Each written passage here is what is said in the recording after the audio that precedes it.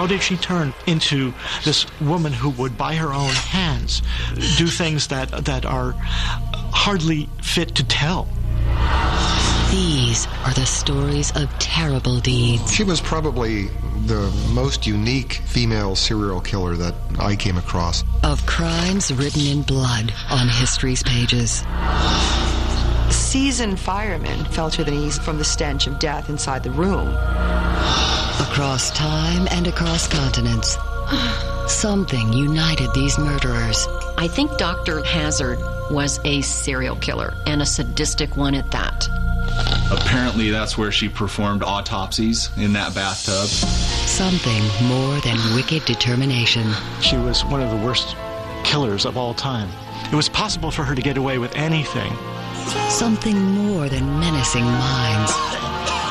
This is almost a museum of death of her own design. The answer lies behind the masks of deadly women. Those stories tell us who we are as people and what our dark side is.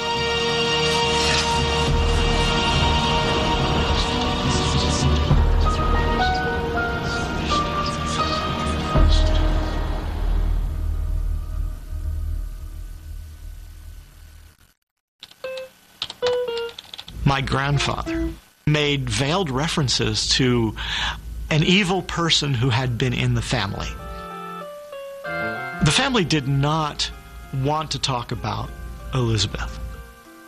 They just knew this was a bad person. Dennis Bathory Kitts is a haunted man. The comfort of his home in Vermont can't shelter him from the horrors performed in his family name more than 400 years ago. I struggle with what the Countess did all the time, in part because I've built a website about the Countess and I get a lot of very, very hostile email. And I begin to realize how much this has cascaded down through the centuries.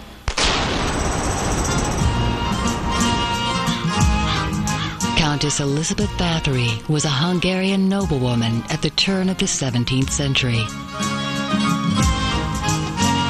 She was cousin to the King of Hungary, of Transylvania, considered the most beautiful woman in the realm. Educated, brilliant, trilingual, a woman whose castles formed a line between West and East. A diplomat, the Countess negotiated treaties between these two great empires. But by night, another creature emerged.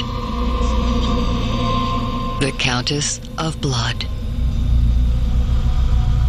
There is evidence that hundreds of servants went to that castle and never came back.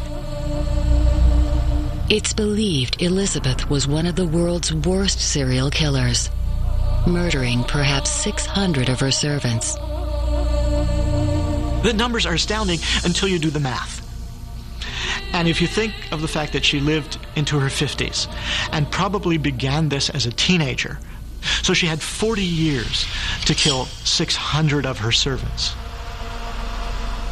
Let's say, for the sake of argument, that she only killed 10% of what she's rumored to have killed. In all her career, FBI profiler Candice DeLong has never encountered murder on such a scale. 60. And that would still make her one of the most prolific serial killers in the history of the world. Elizabeth's personal death toll dwarfs any in modern crime. Even more disturbing is why she murdered. There is a tale that this began because the blood fell on her skin when she was hitting a servant, and she thought that it made that skin younger. Elizabeth believed blood would preserve her youth and beauty. In a macabre prologue to the fictitious Count Dracula from nearby Transylvania, the Countess drank her victim's blood. But unlike Dracula, Elizabeth was cruel fact. Vampirism is a clinical term used by psychiatrists throughout the world. It is a behavior of consuming blood. For criminal profiler Candace DeLong, this bizarre ritual is not unique to the environs of Transylvania. I'm aware of cases in the United States, one very recent and one 30 years old, in which the individuals, both males, killed people for the sole purpose of consuming their blood. Perhaps it was wanting some sort of youth from these young people. Perhaps it was just some sort of a mental defect that did not translate to the rest of her life. Dennis is consumed by his ancestor. He gives blood as symbolic compensation and is driven to unearth the reasons for Elizabeth's evil. How did she turn into this woman who would, by her own hands, do things that are hardly fit to tell? What can you say about this kind of behavior? Modern science may have an answer to Dennis's painful question. You see, before women began taking iron replacement therapy, they would lose iron each month with their menstrual period. And so many women were iron deficient. And when you're iron deficient, your hemoglobin level drops. Forensic pathologist and county coroner Dr. Janice Amatuzio knows the human body's secrets. For 20 years, she's examined the dead, bringing their stories to life. Blood is a real phenomenal source of iron. Perhaps she thought it would make her look more vibrant or younger because perhaps she was iron deficient. By drinking this blood, she got a rosy glow to her cheeks because she finally got her hemoglobin up to the level it was at.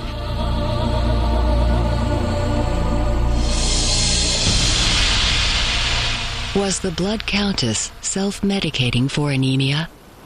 It's something Dennis had never considered. But he thinks there must be more behind the terrible crimes of his ancestor.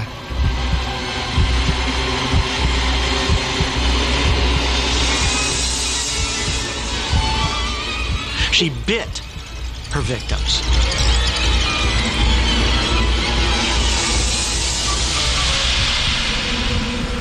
She would bite their flesh.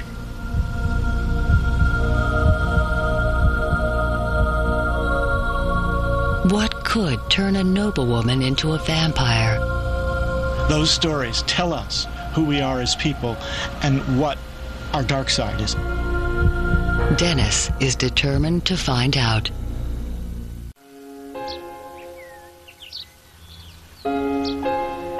The dark side of human nature also fascinated Michael Kelleher until he learned too much.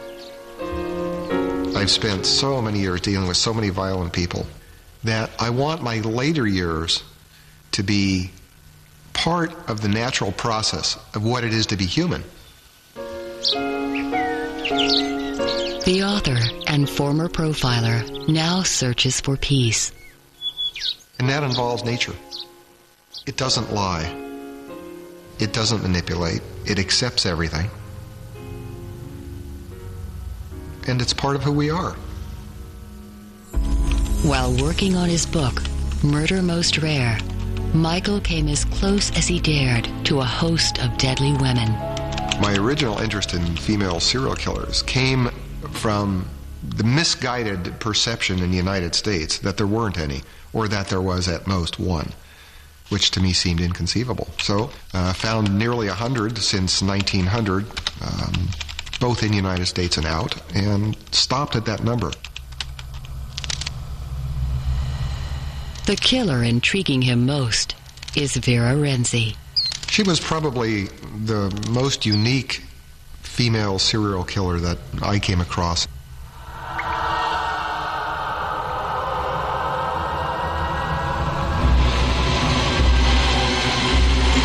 She was clearly intelligent.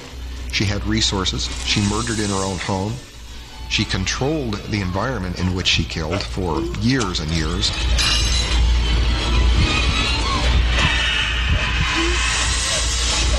The daughter of a very well-to-do family. a pretty girl, but a wild girl who wound up being, well, I don't know how to put this delicately, one heck of an efficient serial killer.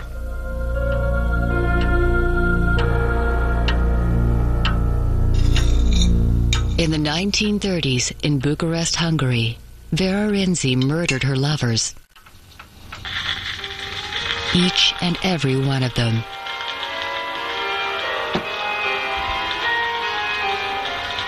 After 2 failed marriages, the beautiful Vera invited a long line of suitors.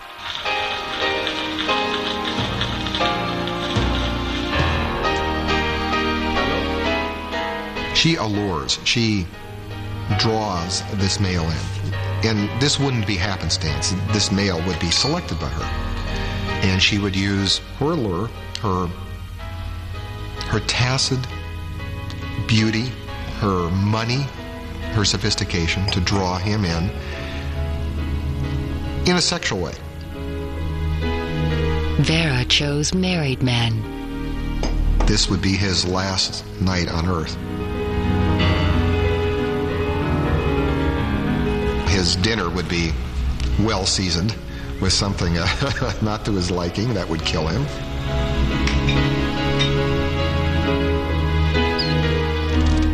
Vera's seductive dinners were laced with arsenic. Arsenic is a popular method of poisoning that we've seen throughout the centuries.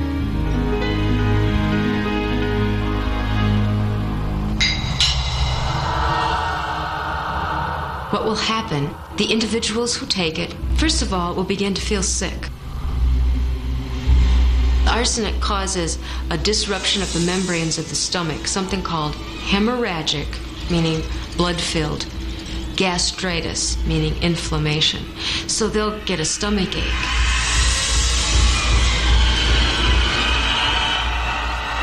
I would imagine that she would only let him know at the very end when he began to suffer intensely from the poison.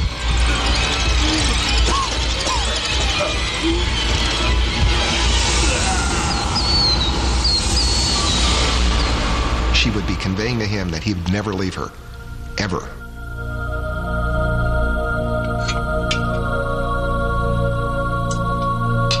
But Vera's plans don't end with death.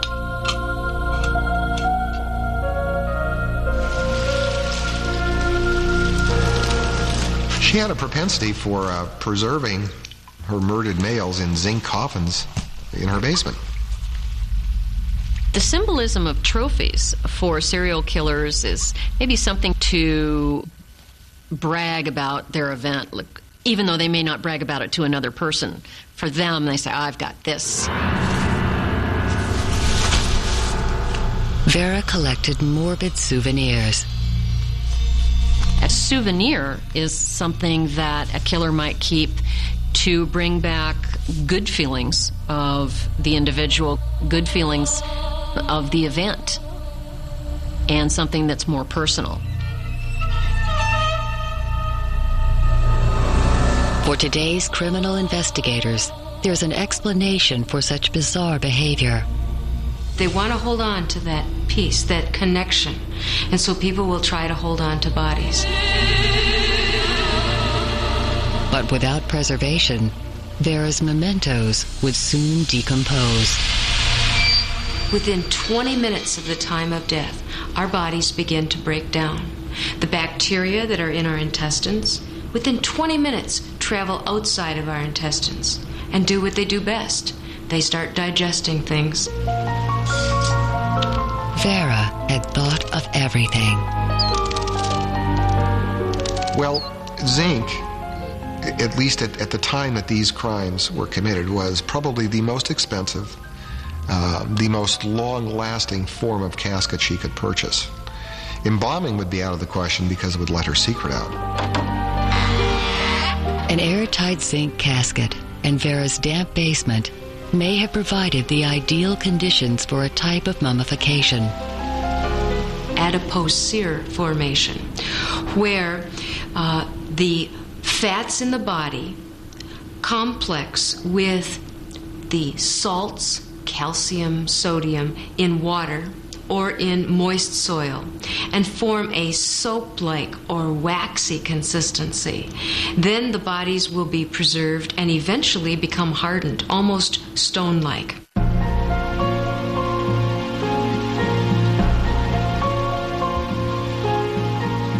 This is almost a museum of death of her own design. Her victims are here. They're in her control. Anytime she wanted to go talk with them and interact with them, she could. This would, for a while, serve a purpose and meet a need that she had.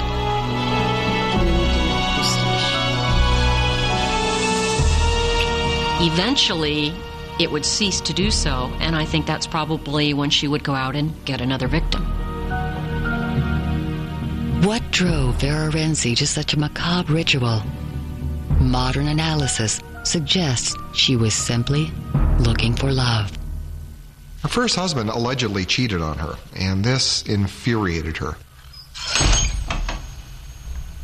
She had a terrible fear of rejection from males. Vera set a course for revenge, but in a way that preserved the adoration of the men who followed. Everybody wants to be loved, and once you have it, you always want to have it. But many of us lose it. We lose things that we love, as well as people that we love, and we usually go on. We'll mourn the loss or grieve or move on to something else to replace it. We don't kill. Vera replaced love from the living with love from the dead. She killed for more than a decade until a suspicious wife called police to Vera's basement.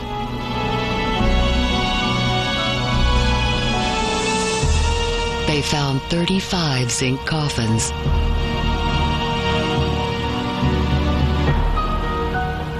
Among the preserved victims, her two missing husbands.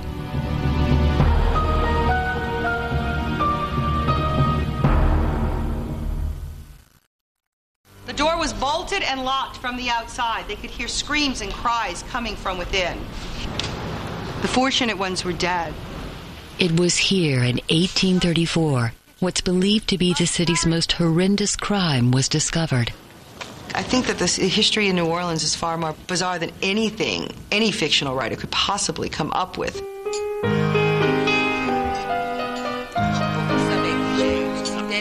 Madame Delphine Lalaurie was an A-list socialite with money and connections.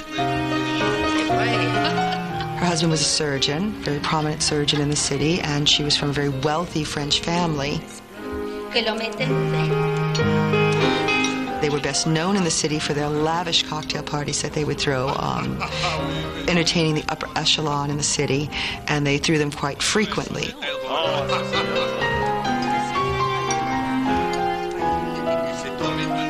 But Madame Lalaurie was not all she seemed.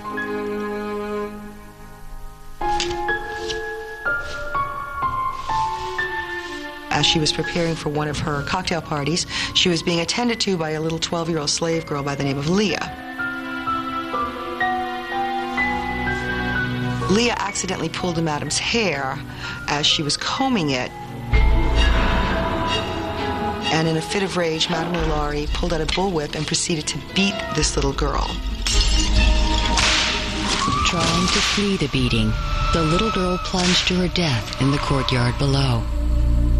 Madame Lalaurie was brought before the courts for the death of this child. But because she was so influential, because she was rubbing elbows with all the upper echelon, she was given a mere slap on the wrist, a mere $300 fine. Madame Lalaurie's notoriety would have ended there if it wasn't for a fire soon after. The story is still talked about by firemen today. Well, that night, the alarm came in for our house, and when the firemen got there, they found a fire in the kitchen, and the slave told the firemen to go up to the third floor of the house and check it out. The door was bolted and locked from the outside. yet they could hear screams and cries from within.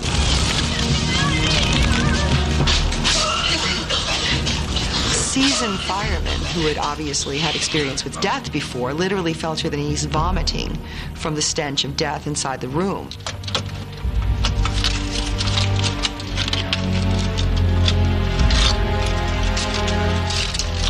It took a house fire to lay bare Madame LaLaurie, the New Orleans socialite, as a serial killer. Upon entering one of the apartments, the most appalling spectacle met their eyes. Corpses, people, slaves that were chained to the wall. 7 slaves, more or less horribly mutilated, were seen suspended by the neck, with their limbs apparently stretched and torn from one extremity to the other. They found some that were buried under the flooring, mutilated bodies that were cut up. Language is powerless and inadequate to give a proper conception of the horror which is a scene like this must have inspired. It was just a real tragedy up there that they found.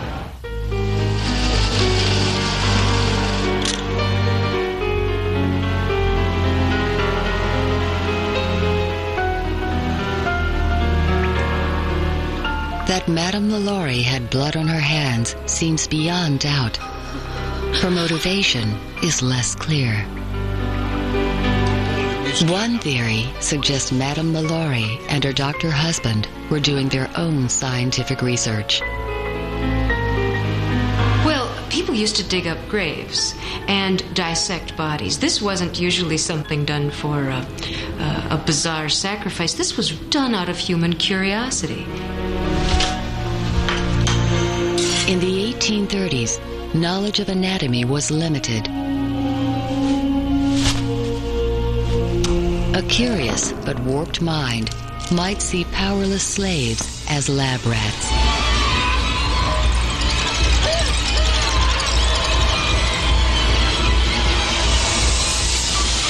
And back then, we didn't even know precisely how blood circulated and how the body worked. It was fascinating.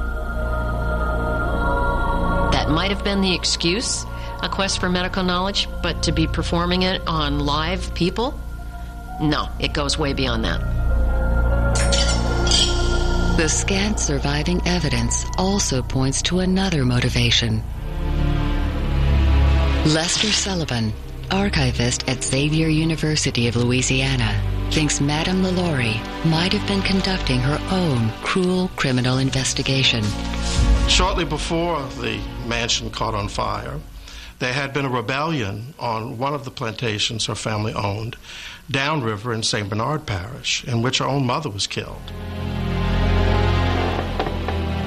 Obviously, if she's got people chained and she's interrogating them under duress, probably involving torture and such, I mean, it takes a certain kind of ruthlessness to take this kind of action, to take the law into one's own hands. It was some sort of distorted, displaced anger for some reason that she would go to such extremes to mutilate people the way she did. Sadist, scientist, or avenger? We may never know. Somehow the LaLauries escaped. Now, it's a mystery what happened to them. Many people believe that they wound up going down to the river and jumping ship. Some people say they even went back to Paris. Whatever Madame LaLaurie's motivation, one thing more than anything else made her secret slayings possible. Power.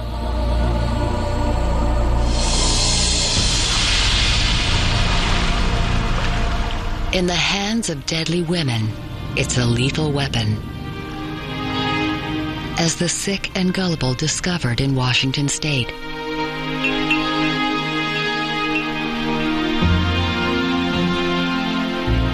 Linda Hazard was a leader. She was a speech maker. She commanded attention wherever she went. I mean, if she was somebody today, she'd be a household name. She'd be a superstar today.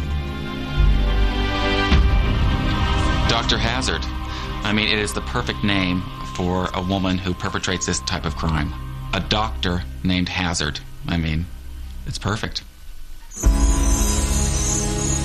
When crime writer Greg Olson moved to Olalla, Washington, he found the perfect subject. Turn of the century medicine, quackery, greed, everything that you would ever imagine that you think is contemporary to today was going on back then, of course. And it happened here in Nowheresville.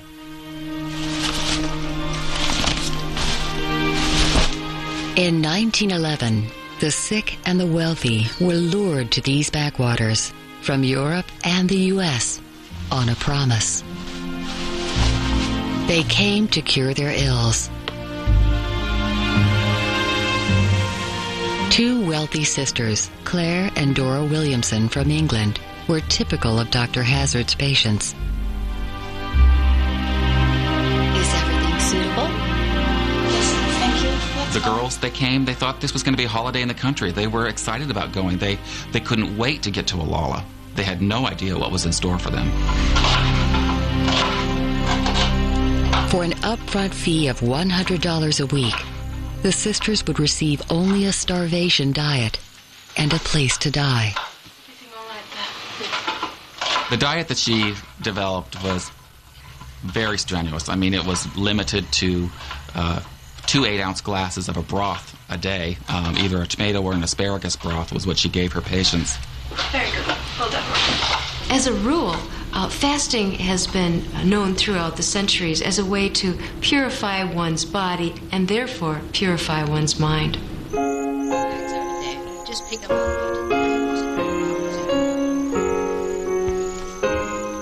There is no medical benefit to starving. Starvation causes death. Common sense should have warned patients off the treatment within days, but Dr. Hazard's power usually prevailed.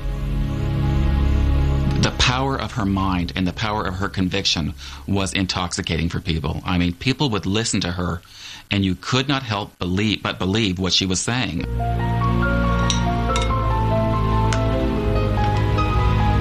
The sisters, like many others, persevered.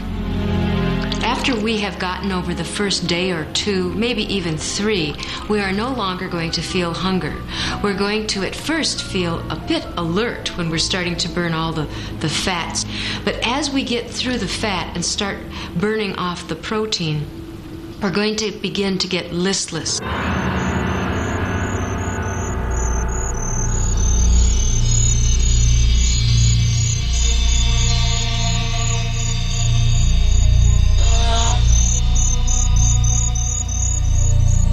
I think Dr. Linda Hazard was a serial killer, and a sadistic one at that. You don't even have to be a doctor to know if somebody is only fed diluted tomato juice on a daily basis that they eventually will die. She knew this, and she continued on with her experiment.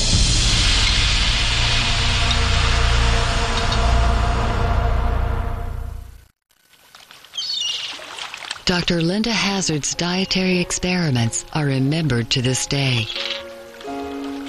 I didn't know what a concentration camp was till after World War II.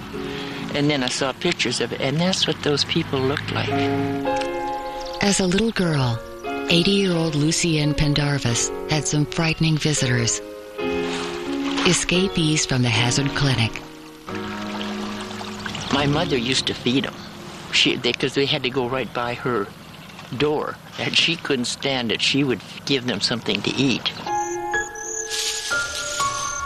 They were just skin and bone, and their clothes just hung on them. Their eyes were sunk in, and they used to. We have what's called huckleberries here, and they would just strip those in the fall.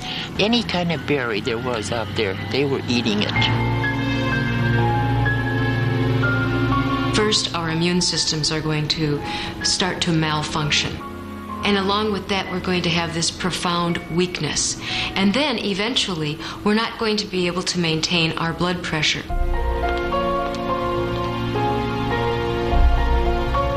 They grew weaker and weaker, but each time that they would complain about it or ask about it, Dr. Hazard would tell them, the cure is imminent, just a few more days. Hang on just a bit longer, and you'll have perfect, robust health. It'll just come in an instant.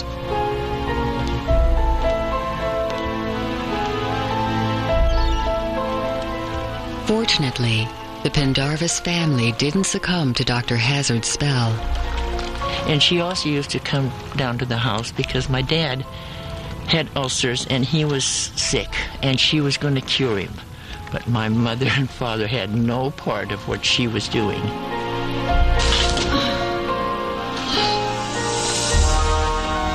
Claire and Dora Williamson consumed only broth for 2 whole months. Dr. Hazard's allure was finally overtaken by the will to live. Claire knew this is my last chance. If I don't get out of here, I'm going to die. And if I die, my sister's going to die. So Claire, somehow, we don't know how she even had the strength. Somehow she crawled out of that attic and got out there to the woods and made it halfway down the hill before she realized she could go no further. Feeble and disoriented, Claire's escape was short-lived. Claire! But when she heard Dr. Hazard's voice, it just like a spell. Something came over her and she realized, I can't fight this. Unfortunately for Claire, there'd be no saving her.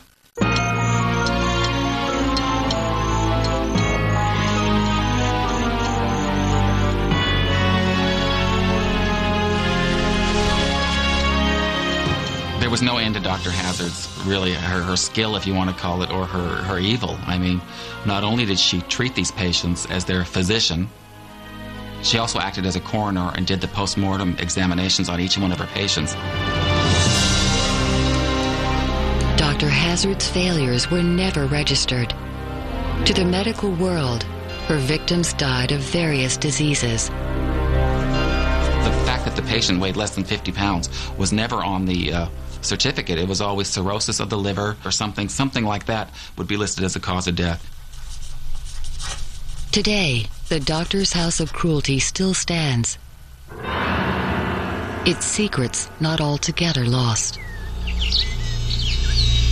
In this house, right here in this very spot, she was involved in actually cooking or preparing something, and so it's a strange feeling knowing that you're part of history living here in this house. The original bathtub is in there, and so apparently that's where she performed autopsies, in that bathtub. The Jones family think they may be sharing this place with Dr. Hazard's victims. It's funny, sometimes you'll be standing here washing dishes and just out of the corner of your eye, it's like there's a face just right there in the corner of the window. And so you'll look up and there's nobody there. It's eerie. There's always somebody here in the house with you, even if the house is empty and it's just you. But Claire Williamson's death was a turning point in Dr. Hazard's career.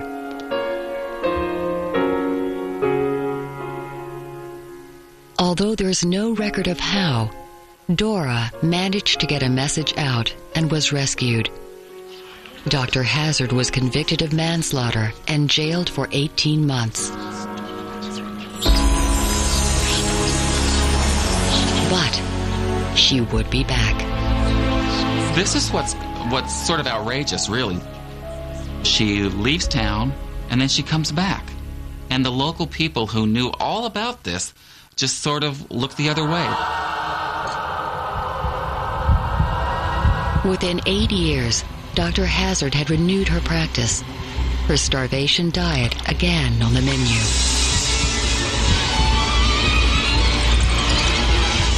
There were more deaths. The number is somewhere between 20 and 40 people, and we think some of them were disposed of here in this ravine. It's very deep. It's about probably 100-foot drop from the house down, and wild animals, bears, all sorts of things have been out here. Cougars, we have a lot of wildlife out here, so it's very possible if somebody was dumped down there that the body was dragged away.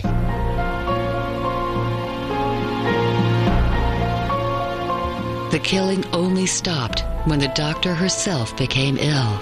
Well, this is kind of sweet, really, in the end. Linda Hazard got pneumonia, and she told the world, I'm going to cure myself by using the fast. Justice came at her own hand. And she fasted for, I think, 25 days before she basically killed herself and died by her own treatment.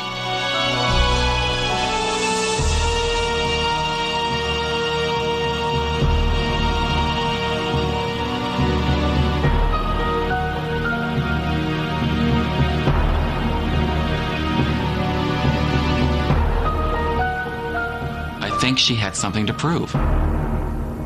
I believe she did everything for the cure.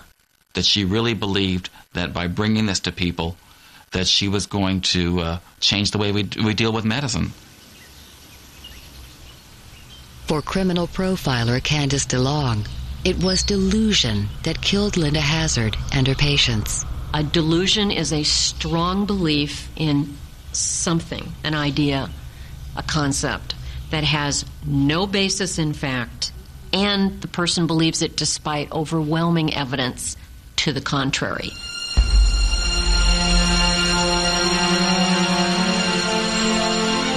Could delusion also explain the crimes of Countess Bathory? The victims are supposed to be buried around here. Her descendant, Dennis Bathory Kitts, has traveled to Slovakia, to Chuktica Castle, looking for clues. It is an incredible spot. It is unbelievable, kind of frightening place. And there is the rumor that in the dark side of that wall, where the forest grows down quickly into the valley, that the servant girls were dumped.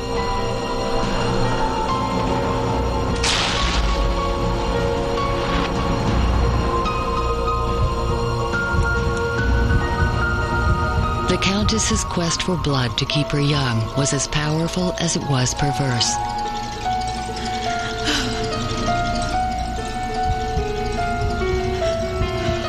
Was it a simple iron deficiency or grotesque delusion? The kind of woman who brutally murders for blood, to my way of thinking, is probably delusional or psychotic. Dennis's ancestor lived in violent times when war and torture were the norm, when power was absolute. Someone who is severely mentally ill and suffering from a delusion, it's probably going to be noticed or noticeable to those around them. Except we're going back 500 years to a woman who was very wealthy and was a countess, and oftentimes at those higher levels, mental illness and strange behavior is ignored. Ignored and isolated. The Blood Countess lived beyond reproach by the townspeople below. Peasant servants could be killed without repercussion. It was possible for her to get away with anything here because the only people around were her trusted servants, other royalty, and those who would never speak again, the girls.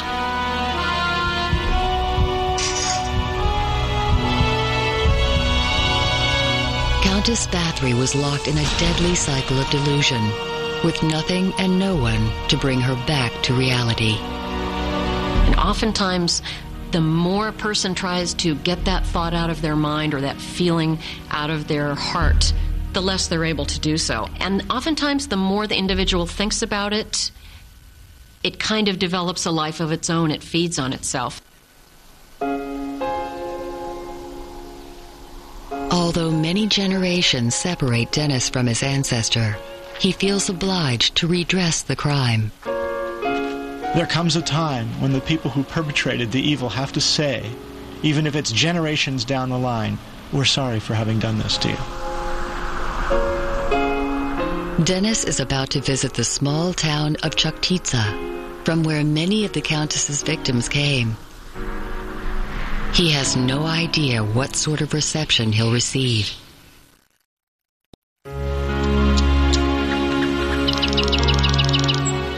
Many in Chuktica claim a family connection to the life and crimes of the Blood Countess. Dennis has invited 20 of the town's dignitaries, including the mayor, to an appropriate venue, Pizzeria Bathory. This is a reconciliation meal today to reconcile the Bathory family with the people of Chaktica. What will they make of this thoughtful American following his obsession to the other side of the world? Dobrý den, pani Ištoková. The moment arrives for Dennis to make his peace. Dnes na sobie nemám nic cenného, tedy barvu noci.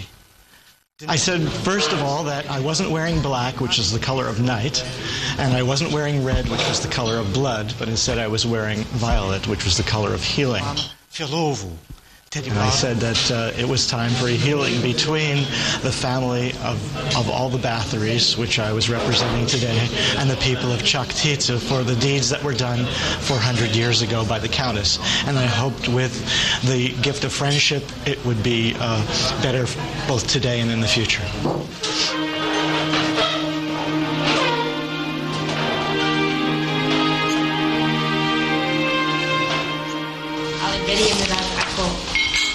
And I would like to thank you for all you've done.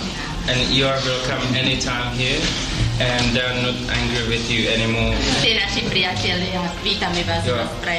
are our friends. You are not our enemies.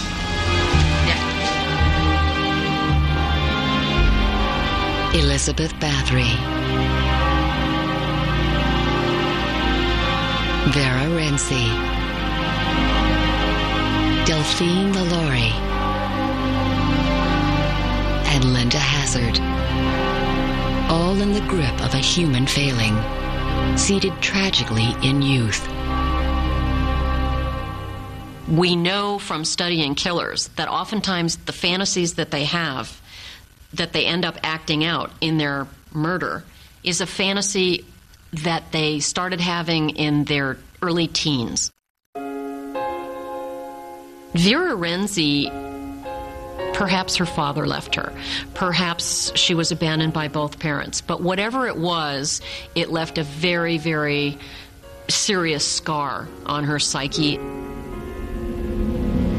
Research conducted by the FBI into serial killers and sadists revealed that the vast majority of them come from families in which they were mistreated as children.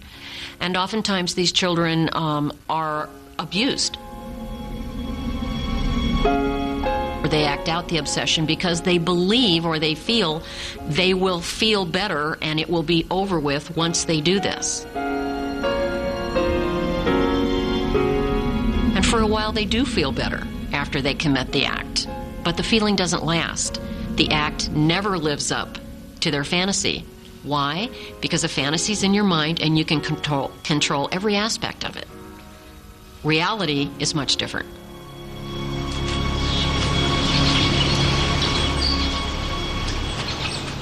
Dennis Bathory Kitts has one last appointment to keep. To confront the Blood Countess face to face. I think this painting is absolutely frightening.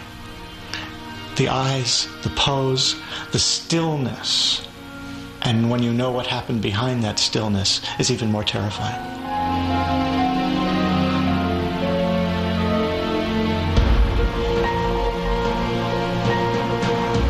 Elizabeth never cheated age nor death.